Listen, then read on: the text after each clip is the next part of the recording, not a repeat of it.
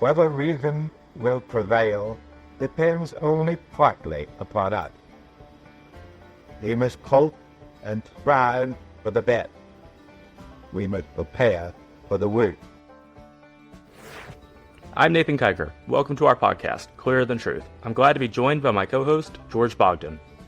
The wisdom of former Secretary of State Dean Acheson inspires our episodes. We emphasize clarity while examining the intricate global issues of today for a diverse audience. In a world where time is limited, we distill complex ideas, making them not just comprehensible, but in Acheson's words, clearer than truth. Thanks for joining us for this episode of Clearer Than Truth. Our guest today is Michael Williams. Michael is a professor at the Maxwell School of Citizenship and Public Affairs, where he focuses on international security and NATO. Before we dive into our interview with Michael, let's take a look at the news of the day. President-elect Donald Trump is hard at work staffing his new administration. So far, President-elect Trump has announced Tom Homan as his Director of Immigration and Customs Enforcement, Elise Stefanik as his UN Ambassador, and Susie Wiles as his Chief of Staff. With that, let's jump into our interview with Michael. Mike Williams, thanks so much for joining us. Thanks for having me. So we obviously have you at an interesting time. We are now 6 days removed from Donald Trump being elected to a second term as president. There's a lot to unpack here. Let's first start with the macro level. What do you anticipate to be different in the Trump administration the second go-round here from the first? Well, I think we'll stick to just Europe on this, given my area of expertise. And I think there's a lot of open field here. So I think the Trump administration is going to expect European allies to continue to do more across the board when it comes to NATO broadly writ, and when it comes to Ukraine specifically. I would anticipate a Europeanization of efforts around Ukraine. And of course, that's going to be contingent on what sort of settlement, if any, is achieved around the conflict, which President Trump has said that he wants to try and get resolved as quickly as possible. So that would be a major change, right? Rather than having a continuing conflict, the president has announced very clearly that he wants to resolve that, and he wants to resolve it in a manner that's probably going to mean everyone loses a little bit, but definitively ends it for the time being. So that would be a big change. And I imagine you'll probably see a continuing trend towards Asia and the Asia-Pacific region. A lot of this is going to depend on who he appoints to specific offices, which we really don't know much about yet. But based on what he talks about in his campaign messaging and what a lot of the advisors that I understand are close to him are interested in, I would expect a shift to the Asia Pacific. And that, again, would be consistent with Europeanizing commitments more broadly in Europe. That's fascinating. I want to take a step back just really quickly. You have such a long history with Europe, Ukraine, Russia, and I'm just kind of fascinated if you could tell us, I know a bit of this background, but sort of how you approach the subject and what your kind of origin story for all of those areas are. Yeah, sure. Well, my origin story starts back in high school. I grew up in a very middle-class town called Southington, Connecticut, and I had a great AP history teacher my senior year, Mr. Bob Brown. And Mr. Brown, at the end of the Cold War, had started taking about 10 of his students who had to apply to Russia and Ukraine for about 6 weeks. He was also hosting and having students in our town host Russian and Ukrainian students for a semester or for a year. And so I was very fortunate to get selected to go on the trip. It was December, January into February of 1997 to 98. It was very cold.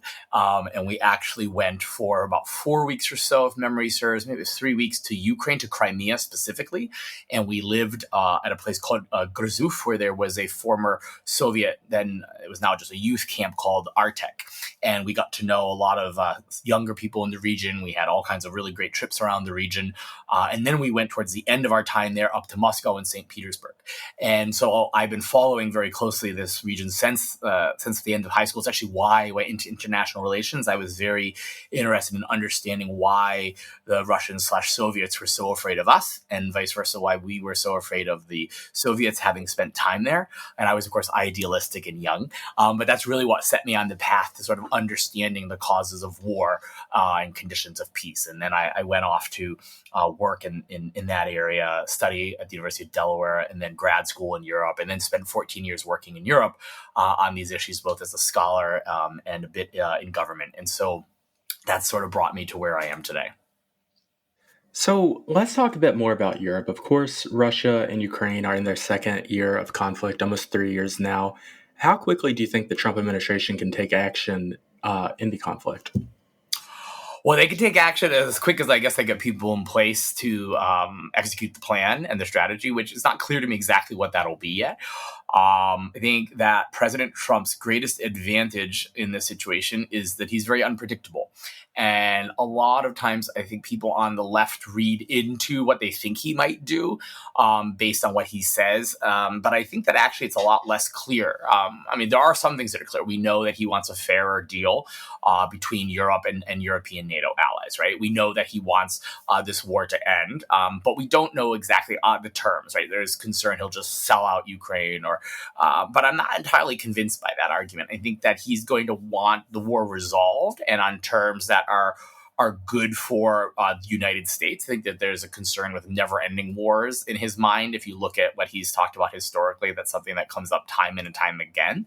And I do think that the Biden administration, it looks like from the outside that there isn't a strategy in place to end this in some way. A lot of vague notions about victory, but no clear discussion of what that would entail, and no resolve around what should be supplied to achieve said victory. I think that's a real challenge, right? So I think he can do quite a bit quickly. I'm not sure within the first 24 hours it's going to be resolved. I think it's going to take more time. But I do think what you'll see is it'll be settled in a way where Ukraine will probably lose some territory that it's no longer occupying. It's lost about 20% since the re-invasion in February 2022. Obviously, given Russia's war goals, it's going to lose out. The original war goals were to oust the regime, right, and a coup d'etat, and to take over the whole country, or at least put in a favorable regime. That hasn't happened. And of course, Russia's paid a heavy price. So I think that, it's going to be sort of a lose-lose all around. But if it ends the conflict and then perhaps allows Ukraine to engage closely with the European Union, that would be a great benefit for Ukraine. So a lot remains to be seen, but that's my initial sort of guesstimate on how this will start to look. So, I have tons of friends in Germany, as you do, and I'm sure you've been hearing all of the sort of very high-pitched kind of, I don't know what you might call it, but definitely protestations about President Trump's return. And I wonder, is that justified? Is this kind of long lament we're hearing across the transatlantic sort of world? Is it? Should they be concerned about a return of the Trump administration? What do you think? Well, I was thinking about this morning in anticipation of the podcast. I was walking my dog, and I was thinking about it from a professor's point of view. And, should you be afraid of the stern professor who expects a lot from the students to have done their assignments, to have done the readings, and who calls on you in class, and when you don't have answers because you haven't done the readings, you look silly. And I think it's fair. It's very easy to find online. I am a diehard transatlanticist. I have worked on Europe my whole career. I am dispositionally pro-NATO. I have said for a good 10 or 15 years, having worked in the German Ministry of Defense as a Bosch fellow, I remember I gave a departure talk about reliance on the United States and Europe needing to do more. So I am one of the crew of people who have asked Europe very nicely to do more for many, many years. And unfortunately, that didn't result in very much from Europeans. And to be fair, in 2014, there was a decision made before President Trump came into office to start to increase defense spending based on Russian activities in Crimea and elsewhere. But it really took the first Trump administration to spur on more significant European investment in defense. And it's a shame that maybe they didn't like the rhetoric. Maybe they didn't like getting a little beat up or knocked around verbally by the administration, but they responded. And so I think, should Europe be afraid? I mean, I think you're only afraid of the stern professor if you haven't done your homework. And my advice to Europeans before the election has been, you should be doing as much as you possibly can within your budgetary constraints to spend more on your own defense, to make serious commitments to the alliance, and to support Ukraine.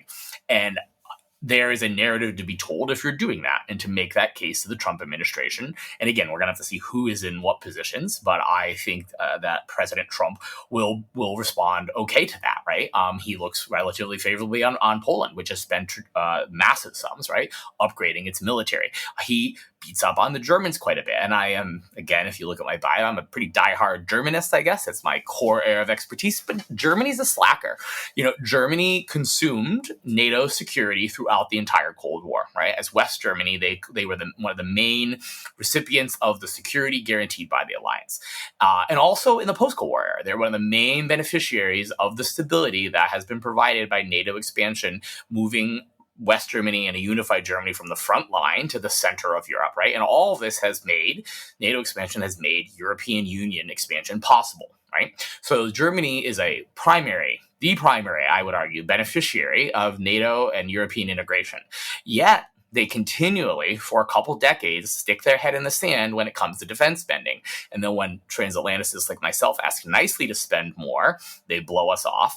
And then when people beat them up, they get a little upset about it. Germany, and the thing is that it comes down to Germany has to accept that it needs to be a great power. A great power is a role that you have to take on, that you are responsible for managing the international system. And Germany doesn't want to do that. Germany just wants to make BMWs and export heavy machinery abroad and thinks it can just coast, and it can't, right? It can't actually do that economically either. It needs to focus on that. It's another issue, but it needs to assume the role of a great power in Europe and assume the costs that are commensurate with that. And I think that's a bit of what the spat between Christian Lindner and Olaf Scholz is about, right? Because Lindner doesn't want to take off the debt brake. Oh, we can't spend more. Well, Americans have been spending a lot of money to ensure the defense of Europe for decades, and Europe and the European Union is a very large economic bloc that can spend a lot to contribute to its own defense and to more international security. So I actually don't think they have a lot to fear if they're doing their homework. I'll leave it up to the listeners and to Europeans to decide if their governments and the electorate have empowered their politicians to do the homework. So we're, of course, at the end of President Biden's term. Looking back, what do you think he could have done differently? Okay, again, I think we're focusing on Europe here. Big question, but let's focus on Europe. So I think that the administration did a really great job in a few ways. One of the downsides, I would say, of Trump's first term in office was that, again, I think partly it's because people were a little bruised, but maybe they should have been bruised, right? He kind of came in and said, okay, well, this is all great what you're doing. Let's keep doing this, and gave them all a big hug. And I think he helped sort of consolidate American leadership, especially in the wake of Russia's invasion of Ukraine in 2022. Of course, we don't know that the Trump administration wouldn't have done that either, to be fair to them, right? So I think he did a good job at the outset and the administration did, of warning the world about what was going to happen. I think the decision to share intelligence was excellent, especially because of some things that have happened over the last couple decades where U.S. intelligence wasn't as spot on. They really called it. The United States and many others were not as good on the flip side in terms of anticipating how long Ukraine would hold out, and didn't really have a plan in place from the get-go. And they done an okay job, I think, in getting assistance to Ukraine. The issue for me is I think that the administration, and I don't want to be too harsh, but I think they've been relatively astrategic. To be fair, there's only so much that the Ukrainians can take up, right? If we were to have said, I don't know, a year ago, we're going to give you 200 F-16s tomorrow, wouldn't have mattered, because the Ukrainians don't have pilots to fly them. They don't have crews to maintain them, right? So there are legitimate issues there. But they've given Ukraine enough at every turn to survive, but never enough to achieve the outcome which they have said is victory. Now, that's point number one here, which is why I give them kind of a B overall. What does victory mean? Define the terms, right? Victory for the Ukrainians is all of their lost territory back, including Crimea. While that is what is right and just under international law, and I totally sympathize with that position, it doesn't seem incredibly realistic, especially given the resources that the US and Europeans have provided, right? Now, I had an argument with another professor that, well, you can't sort of say out loud what your final objective is, etc. I'm like, well, no, but you could be resourcing them in a way that would imply you are committed to a certain goal. But also, I think public diplomacy matters. And what we constantly hear from the National Security Advisor, Jake Sullivan, from others is victory, victory, victory. Well, I would argue that Ukraine is already largely victorious. And I mean this in a highly complimentary manner, that 4 years on, with the outset of this conflict, a military that was not up to snuff, right? They have managed to preserve 80% of their territory under the control of their once duly elected government. I hope they do elections at some point soon. And they're masters of their destiny largely. That's a victory. I think we should be talking about that as a victory, because if you talk about absolute victory, the public's going to expect somehow that Crimea magically returns to Ukraine. And I think that's a really difficult ask. And so then it goes down to what does victory mean? And what are our interests here? The Ukrainian interest is to obviously retake all this territory.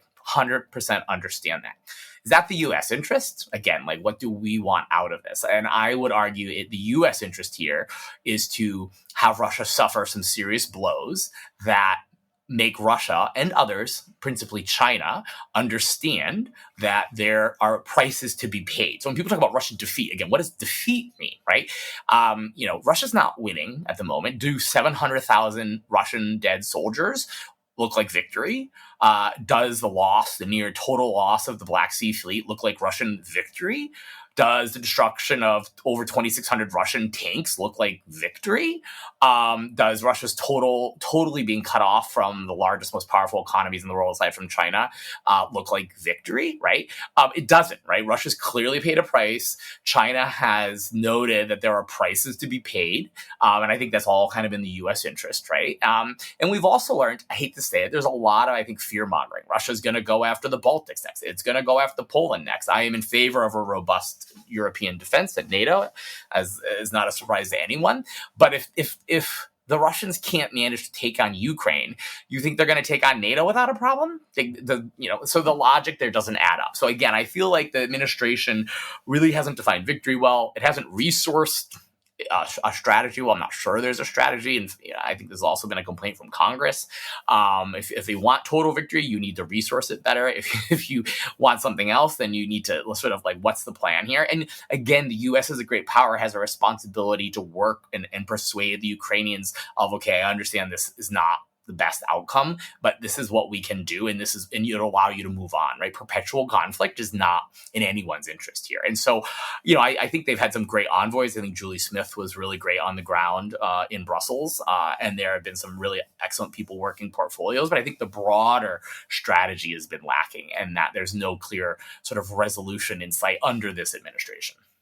So on the subject of fear-mongering, can we talk a little bit about the kind of constant refrain that President Trump is going to pull the United States out of NATO?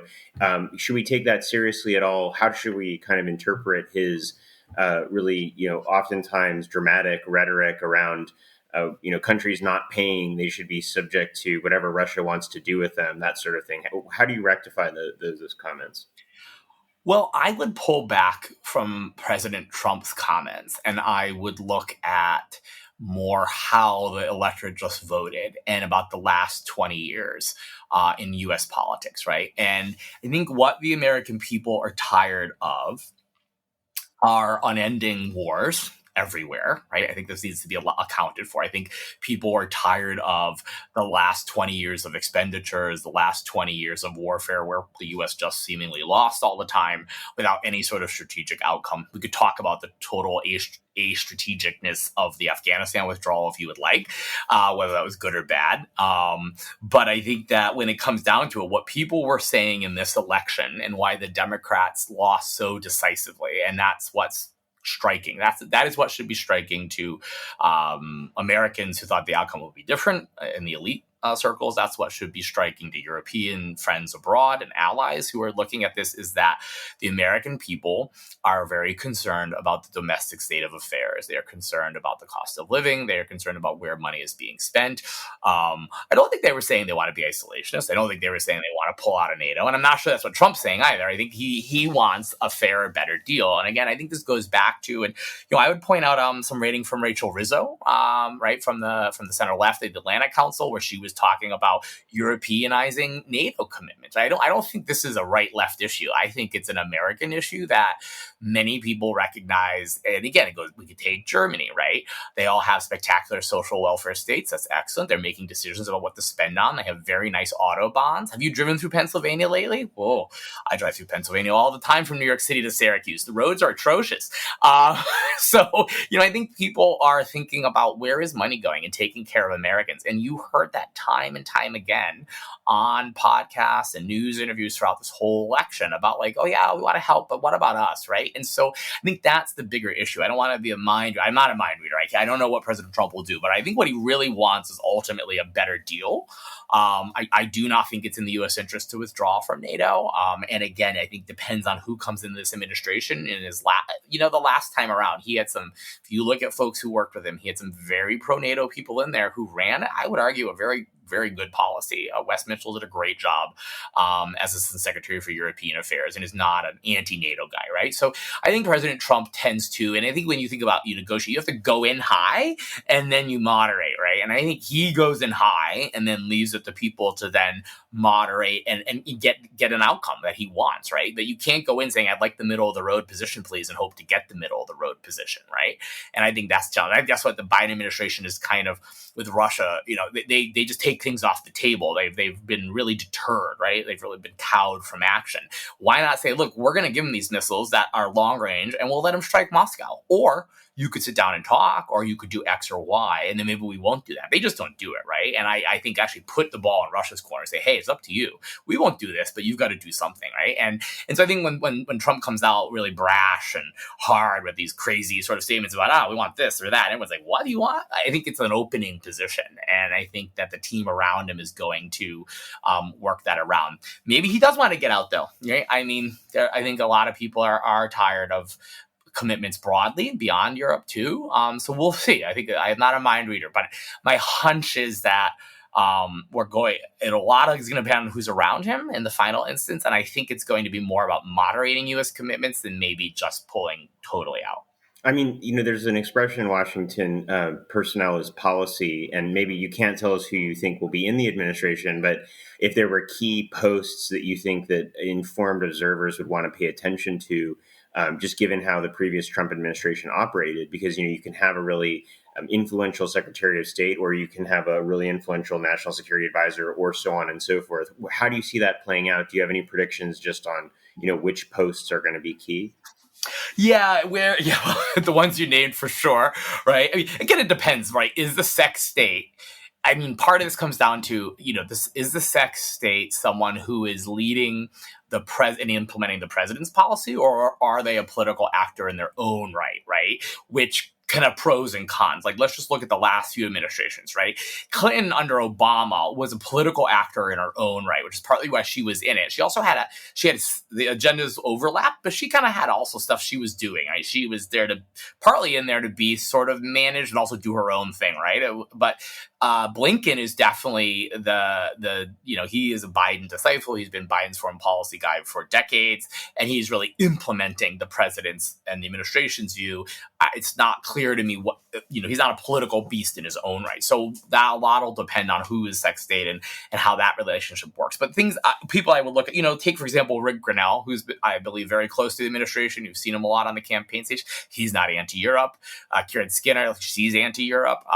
If Wes Mitchell comes back, not anti-Europe. So personnel is policy. I think you're going to get probably a team in place that are going to want an assertive, but I think the word is restrained approach to the world, right? And a balancing of commitments. A lot of people beat up on Bridge Colby. I went in and do a deep dive a little while ago because everyone's like, Bridge Colby wants to ditch Europe and just focus on Asia. And I was like, what's going on? And actually, when you read what he says, he doesn't say Europe is not important. He doesn't say NATO is useless. He just argues in terms of prioritizing issues. So I don't read what he said as necessarily throwing the European baby out with the bathwater. I read it as this is going to be our emphasis, and we are going to expect more from allies while maintaining a leadership role, right? I don't think that's the other thing. I think a lot of times in the U.S. foreign policy debate, people focus on leadership as the U.S. doing everything, and also as leadership equaling the use of military power, which is also not the same, right? So we can be a constructive leader, but not carry the heavy burden. And I think that when you look at a world of constraint and commitments, you've got to make priorities. And if everything's a priority, then nothing is a priority, right? And in a world where the deficit is what it is, is and the reality of American hegemony is what it is, then we need to think about this. So I feel like if folks come in, you're going to see, a balancing towards Asia, but that doesn't necessarily mean abandoning Europe. And I think a lot will depend on who gets into some of these key roles. But based on what I'm hearing, I'm not hearing anyone who is sort of like walk away from Europe in the European case, at least. I'm curious if you have any other speculation about potential appointments. Because I think, I guess not individuals, but how do you think they will be different from the first term? Well, since the first term, many more people have said that they wouldn't work with the administration. So I think that slims the pool down significantly. This is a difficult one, and to be fair, I am not in Washington D.C., so I'm New York State based, and a little out of it. But I think that you're going to get folks who, I think you're going to have a mix of from across the Republican establishment, right? And that is going to include a chunk of folks who are particularly close to the president and who come from a very Make America Great Again, America First type perspective. I think it is also going to include folks who are a little beyond that orbit, who you might put as part of the classic Republican foreign policy establishment. I think they're going to probably hew more to a line of an assertive, I think maybe I would put it as a Teddy Roosevelt type Republicans, like speak softly and carry a big stick. I don't think you're going to have I think neocons are somewhere near Pluto at the moment in the Trump universe. I don't think you're going to have, and I don't think that's bad, by the way. I think neocons will not be included. I think classic Republicans who want to use too much liberal military force will also be further right in the orbit of the White House, but they may still be there. But I think you're going to have a sort of a MAGA core, a classic Republicans, a Teddy Roosevelt core, and working out from there. I think it's, if there's anything that's consistent in what Donald Trump has said, it's about sort of fair deals for the United States. I think it's a strong America, but not one that's doing everything everywhere. And so I think those are the people he's going to surround himself with, right? But I mean, it's sort of like, I think Matt Kroenig, for example, will be somewhere, and he's very assertive on the nuclear portfolio. So we'll see. This morning we saw Congresswoman Elise Stefanik named as UN ambassador. Yes. How would you categorize her? That is a great question. What does she believe in? Well, she's not traditionally been a very foreign policy oriented sort of person, but she has been a diehard supporter of the MAGA movement and President Trump. And I think he wants someone at the UN who will implement sort of an America First agenda, and I'm not a UN expert, so I'm not exactly how that plays out at the UN, but I think she's going to be assertive, but perhaps not overly, what's the word? Again, because she's not a neocon, right? I don't think she's out there to remake the world in the image of the United States, but I think she will push an assertive agenda in the UN and push hard lines against antagonists like Iran, right? Against China, and against Russia. I'm not entirely sure about this whole, Donald Trump loves Russia angle. I think he has a more pragmatic view than most of the foreign policy elite in Washington about the need to do business with who's in power, where they're in power. And I would say that at least over my professional career, that's not often been the case, right? I think I would contrast this, for example, with even in the 1900s, early 1900s, late 1800s, the British versus the Americans. Americans we don't really like working with countries that don't share our values, whereas the British will cut a deal traditionally with whoever they could cut a deal that served their interests. And so I think that he's a little more in this sort of British realpolitik vein of like, what is our interest here? What deal can I cut? And he doesn't really care very much about the ideological predisposition of who's running the country. That doesn't mean he's sympathetic to them, and that doesn't mean, again, I don't think he wants a deal cut with the Russians that looks terrible for him, right? I don't think he wants he was not a fan of the Iran nuclear deal for a number of reasons. So I don't think he's just going to take any deal, but I think he wants to make deals, and it's not going to be, I don't like your politics, so I won't do a deal with you. And I think you see that even personally, because he has donated to Democrats in the past. His own personal politics have moved around, and I think internationally we might see that as well. I want to take a little bit of a step back now, as as we talk about kind of personnel in Trump's administration, and just kind of talk about your own journey, kind of as a policy commentator, and just see how did we get from that origin story that we talked about a little bit earlier to your contemporary views. Has there been kind of a change over the last 10 years, given how things have developed in the foreign policy world, or give us a little bit of texture there? That's a great question. That's a really great question.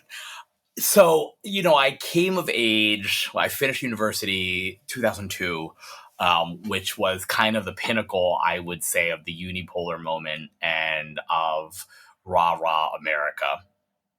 And I'm a product of that moment. I think over the last 20 years, what I find it very hard, and obviously people all have developed differently. I find it very hard I am not an interventionist. I'm in favor of American leadership, but I am personally not a regime change person. I've always found it very dubious to think that any country, let alone the United States, can go in and suddenly just eradicate, right, the evolution of a society and make it just how we are. And I think when people look at like Japan and Germany after the Second World War, they ignore a lot of context about why those worked out and how they worked out. And people are so frustrated about Iraq and Afghanistan. I spent a lot of time in Afghanistan, oddly. I went in via sort of a back door because NATO was there, and I started working at RUSI, the Royal United Services Institute for Defense and Security Studies in London, right out of my doctorate.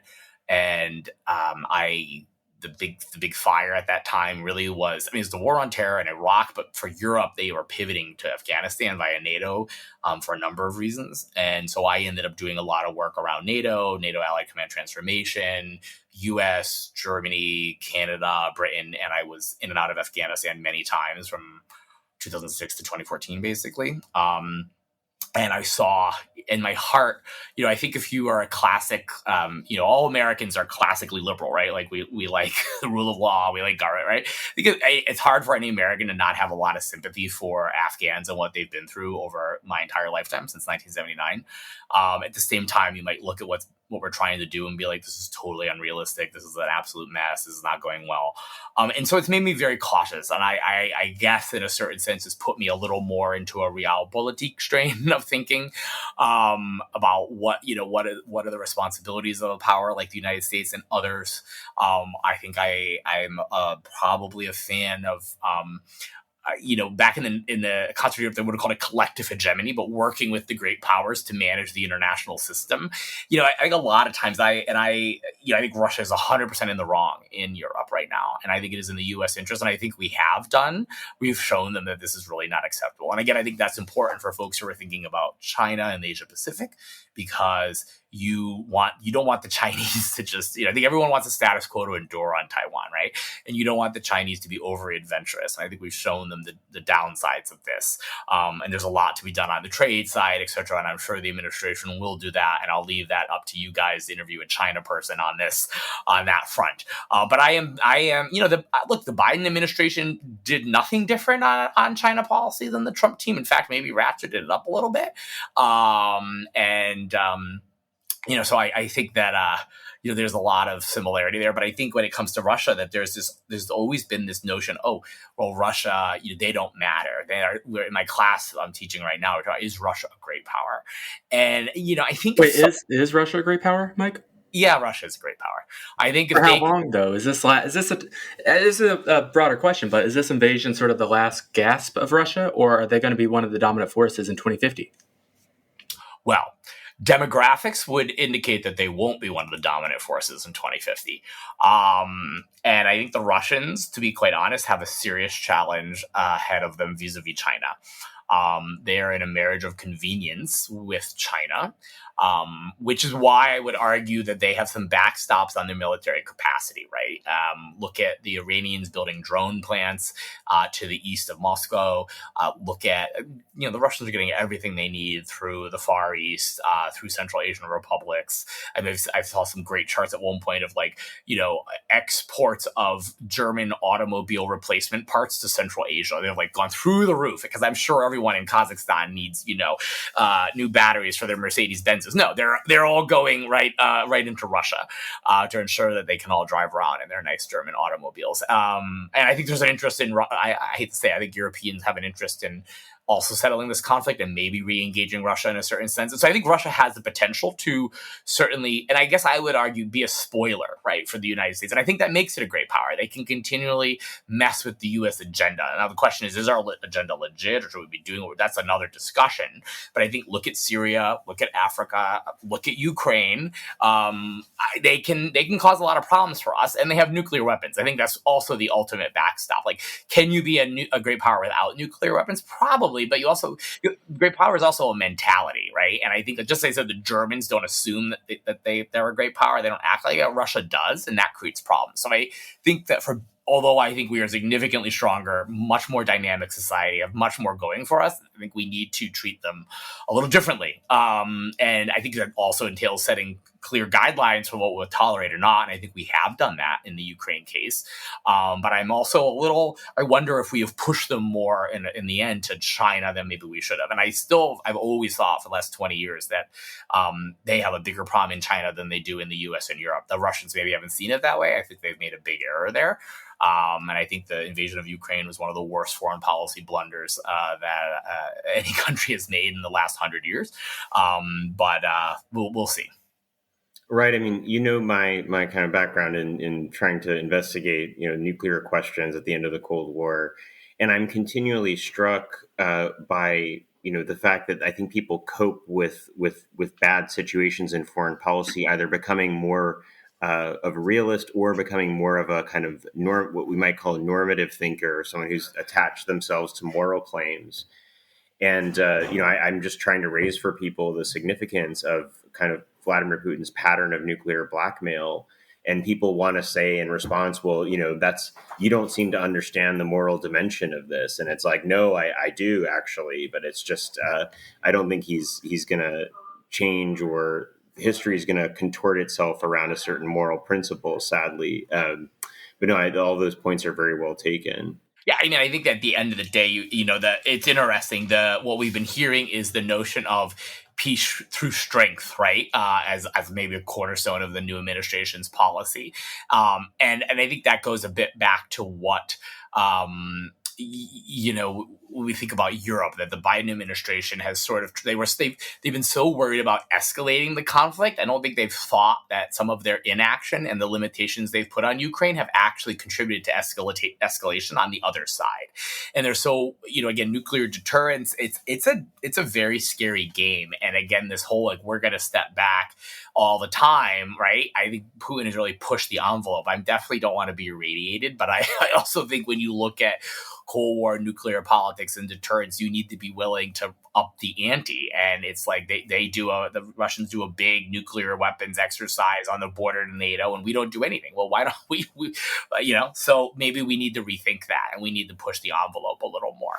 And I think you'll probably see that with some of the team that are going to be appointed, right? In terms of who's going to be tough. I don't think you're going to get many people in the administration who are, again, focused on the normative side, much more on the realpolitik side. And at the end of the day, one of the things I always say to my students is that there's no justice without order either, right? And so I think the order is important, and it might not always be ideal, but I think you can't have justice without order. And so the focus on just the justice or just the norms that ignore the order element is a recipe for disaster, right?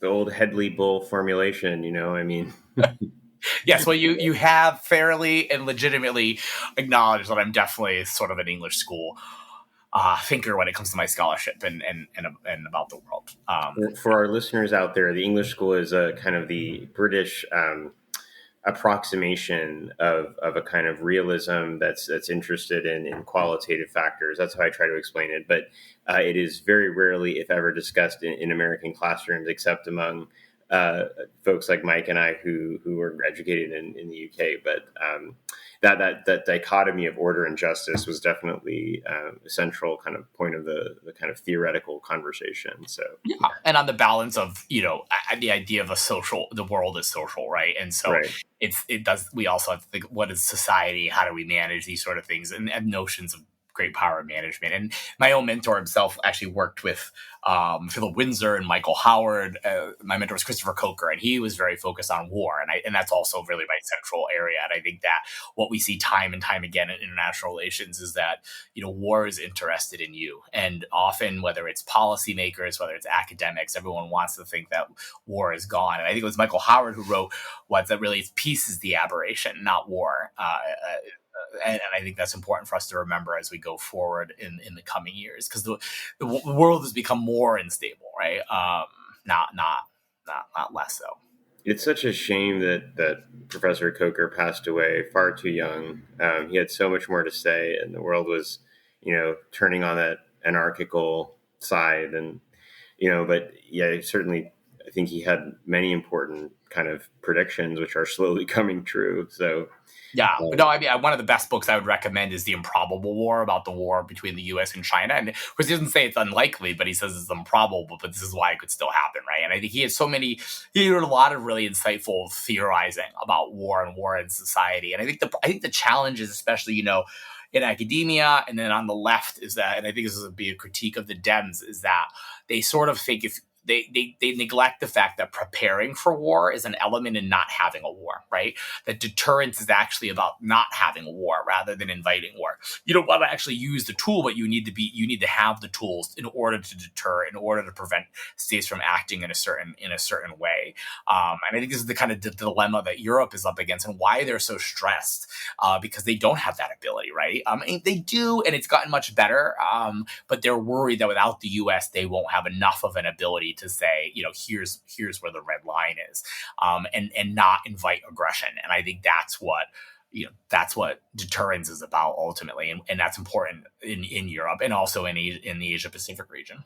Mm-hmm. I mean, I've been asked several times to teach the Thucydides trap, and I always pair it with that book, right? Because there's a deeply entrenched desire, I think, for people to see arms races or buildups or escalatory appearing behavior to be kind of the wind up to war, whereas sometimes, that behavior on one side without a response or with a soft response is actually the predicate that we should be looking at. Coker is just so clear and so brilliant on that point. So. Yeah. And I think that's what you see in Europe, right? With the Ukraine policy, is exactly that this failure to answer has led to the actual escalation that they thought they were avoiding by not supposedly escalating by supplying a certain weapon. And I think that it also comes in if you're like, well, we want more arms agreements, which I think we sorely do need. But in order to get there, you need to be willing to arms race, right? You need to be willing to say, okay, we'll meet you, we'll exceed this. And then say, well, or we could all talk, right? Or we could try and make some agreements, right? And trust but verify and work forward. But you can't, no one just comes to the table. I mean, this is when it comes to Ukraine. I don't know if you're familiar with Zartman's theory of rightness and about when conflicts settle, but both sides have to think they're in a mutually hurting stalemate. And it's clear that at no point in time have the Russians, for them at all, felt that they are in a mutually hurting stalemate. And I really drove me nuts when folks were talking about a stalemate about half a year ago. And I was like, a stalemate implies that both sides can go on indefinitely.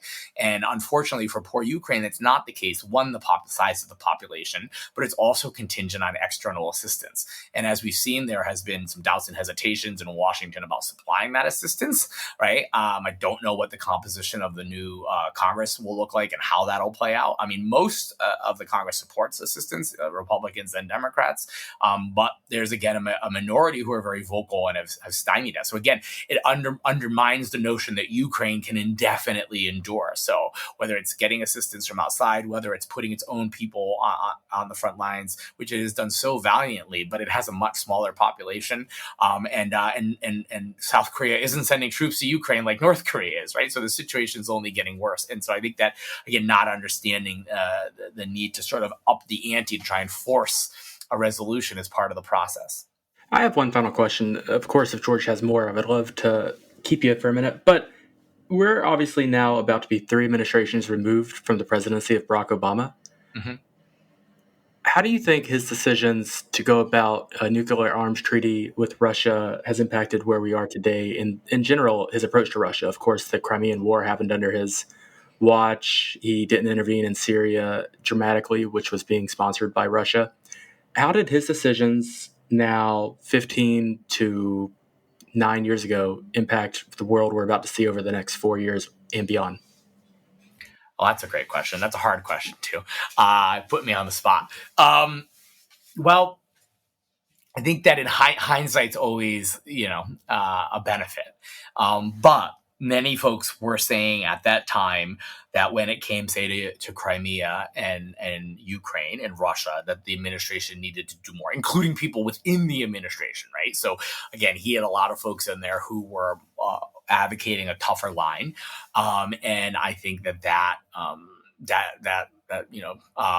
didn't come to pass. And I think we largely let Russia get away with Crimea. And again, I don't think we could have reversed. I don't think the U.S. or European allies could have reversed the illegal annexation of Crimea. But I'm not sure that when, at the end of the day, when the Russians sort of dusted themselves off and looked at the situation, they thought, oh, that was a hard price to pay. And actually, when you look at what they did prior to the invasion in February 2022, you saw them stockpiling currency reserves, right? Stockpiling gold. Like, they were preparing themselves for another round of sanctions, like naughty Russia, don't do that again, right? And I think it's not just President Obama, it's also the Europeans. I will again pick on my favorite allies, and they are, ich liebe Deutschland, but I gotta say it, the Germans are content to stick their head time and time again in the sand, and the Dutch too, until a Malaysian airliner was shot down with a few hundred Dutch people on it. It's horrible that it took that, right? But all these governments are like, and myself, I was more of a, like, let's engage the Russians. But I think at a certain point, you have to say we have to stop engaging. And I got to that, I think, a little about 2014 was like, we need to stop engaging. We need to be pushing harder. And I think a lot of people didn't. And I think Russians made the assumption that we can endure another round. And if they had not been so incompetent in the invasion of Ukraine and the strategy that they utilized, which has been detailed extensively by Rand, CNAS, Stacey Pettyjohn has a great study out, Mike Kaufman, there's plenty of stuff out there. They were pretty incompetent. If they had actually, I would be willing to bet, if they had actually managed to take over Ukraine within the span of, 4 to 6 weeks, I think we would have had another round of sanctions, but I think you would have still had McDonald's selling Big Macs in Moscow. I think you would still have German cars being exported to Russia. I think you would still have broad-scale Western engagement. I think they would have taken a hit. We would have ratcheted up, and that would have been that. I think it was their inability to devour Ukraine quickly and then get caught in an early stalemate, and actually reversals by the valiant Ukrainians, right? That then made the West go, oh, we need to do something, right? And then some war crimes, it makes it worse and worse. And I think that's the danger. That's the lesson that China has learned, that anything they want to do, it needs to be a fait accompli. You can't have a dirty, messy conflict, right? Because then everyone gears up. But I do think that, and again, based on what the administration was doing early on, that they wouldn't have stood up too hard. And neither were the Europeans, right? And even now we can read that plenty of Europeans are talking about whether or not how we bring the Russians back in. And that could be fair too, right? Like, can you totally ostracize them if they can create a lot of trouble for you? Or would it be better to sit at the table and think, okay, what can we work on? What can't we work on? And maybe give them a little respect, so long as they understand the price that they will pay for breaking the rules, right?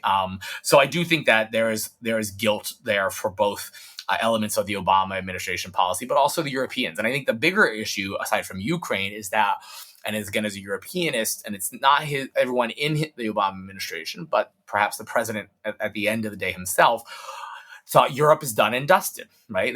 I've always worked Europe, and everyone's like, oh, in 1998, when I started my major doing Russian and German and international relations, I said, the Cold War is over. That's old hat.